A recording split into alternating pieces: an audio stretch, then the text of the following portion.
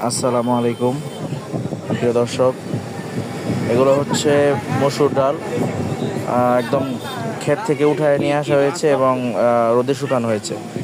এখন এই জিনিসটা দেখলে অনেকে চিনবে না, এটা হচ্ছে পিওর দেশি মসুর ডাল, একদম জমি থেকে উঠায় নিয়ে আসা হয়েছে। এটা উৎপাদন হয়েছে পাবনাতে। তো এগুলা অ্যাভেলেবেল ওখানে পাওয়া যায়।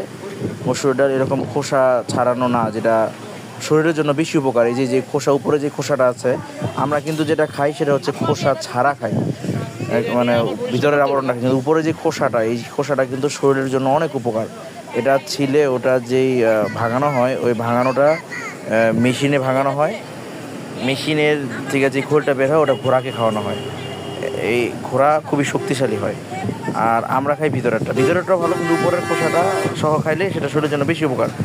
আমরা যদি এলাকাতে নিয়ে সেটা বিক্রি করি বা আমাদের ঢাকায়গুলো বিক্রি করবে, বলবে ভালো না, বলবে এটা ভালো হবে না, বা পিওর না, এরকম কথা বলবে।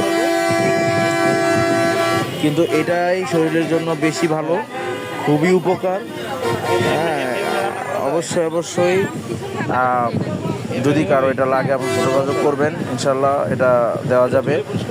আর এটা কিন্তু শরীরের জন্য, আমি আবার বলি, শরীরের জন্য শরীরের জন্য খুব ভালো এবং খাইতেও সুস্বাদু।